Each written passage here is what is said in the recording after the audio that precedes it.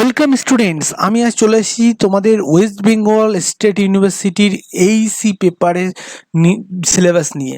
Aisi paper তোমাদের যেটি semester ওয়ানে রয়েছে অর্থাৎ কম্পালসারি ইংলিশ পেপার, সেই সিলেবাসে সেই কোর্সের পুরো সিলেবাস আমি আজ এই ক্লাসে ডিসকাস করব, যাতে করে তোমাদের প্রিপারেশনটা খুব ভালো হয়। দেখো, তোমাদের সেমিস্টারে যে এইসি পেপার রয়েছে, যে মানে কম্পালসারি ইংলিশ যে পেপারটি, তাতে মোট মার্ক রয়েছে কিন্তু 50। কিভাবে আছে দেখো, তোমাদের মোট 25টি এমসিকিউ সলভ 25টি এমসিকিউ করতে হবে। প্রত্যেকটি এমসিকিউ এর মার্ক থাকবে করে 2 করে, তাহলে মোট তোমাদের 50 মার্ক থাকবে।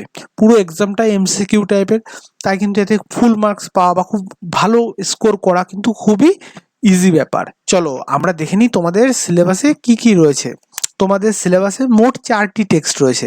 4টি টেক্সটের 2টি রয়েছে পোয়েট্রি বা পোয়েম, আর 2টি রয়েছে শর্ট গল্প। তো দুটো যে তোমাদের পোয়েট্রি রয়েছে, সে দুটি পোয়েট্রি হচ্ছে একটি রবীন্দ্রনাথ ঠাকুরের where the mind is without fair, এবং এই কবিতাটি কিন্তু রবীন্দ্রনাথ ঠাকুরের একটি বিখ্যাত কবিতা, এবং এই কবিতায় এমন একটি দেশের কল্পনা করা হয়েছে যেখানে কোনো ভয় নেই, ঠিক আছে, জ্ঞান সেখানে পুরো মুক্ত। তো তোমরা এই কবিতাটি বাংলা কবিতাটি হয়তো অলরেডি পড়েছো বা তোমরা গান শুনেছো, চিত্ত যেথা ভয় শূন্য উচ্চ যেথা শির। তো এটা খুবই ইম্পর্টেন্ট একটি মানে কবিতা, এবং খুব ভালো লাগবে তোমাদের তোমরা যখন পড়বে। তো তোমরা কি করবে, কবিতাগুলি পড়ার সময় প্রথমে টেক্সট পড়বে, তারপর তার একটা সামারি করে নেবে। সামারিটা পড়ার পরে গিয়ে কিন্তু তোমরা এমসিকিউ সলভ করবে। তাহলে কি হবে, তোমাদের প্রিপারেশনটা খুব ভালো হবে। তোমরা যে কোনো ধরনের এমসিকিউ তোমাদের পরীক্ষা আসলে কিন্তু তোমরা সলভ করতে পারবে।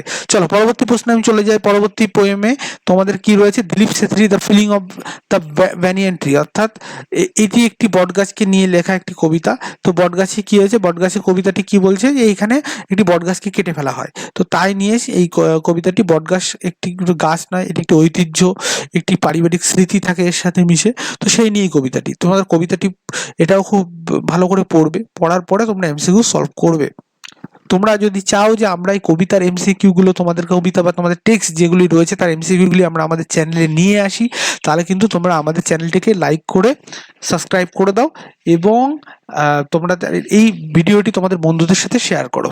যারা যারা এবছর নতুন ভর্তি হচ্ছ, তারা আমাদের চ্যানেলটি সাবস্ক্রাইব করে দাও। তোমরা বিভিন্ন বিষয়ের ভিডিও কিন্তু এখান থেকেই পেয়ে যাবে। চলো তারপরে আমাদের যেটি রয়েছে, প্রেমচন্দের ঠাকুরস ওয়েল। এটি একটি সামাজিক যে বিদ্বেষমূলক যে ভাব, তার একটি ছোট গল্প, এবং এই গল্পতে যে সামাজিক, ভারতীয় সমাজের সামাজিক বৈষম্যের চিত্রটি তুলে ধরেছেন। এখানে প্রধান চরিত্র গঙ্গি এবং তার স্বামীর জীবনের যে সামাজিক অবিচার তারা পেয়েছেন, সেগুলি কিন্তু এখানে তুলে ধরা হয়েছে।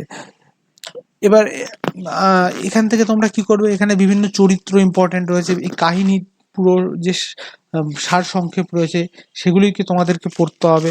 তার জন্য তোমরা টেক্সট পড়ার পরে কিন্তু এইগুলো একটু দরকার হলে তোমরা নোট করে রাখলে, ঠিক আছে, করে তারপর তোমরা এমসিকিউ সলভ করতে আসবে। চলো তারপরে আমি চলে আসি আর কে নারায়ণের দ্য ডক্টরস ওয়ার্ড।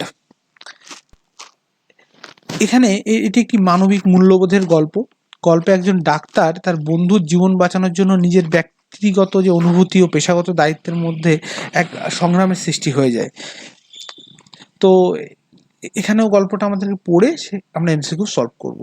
এই ছিল আমাদের এইসি পেপারের সিলেবাস। মোট 4টি টেক্সট, 2টি কবিতা, 2টি ছোট গল্প।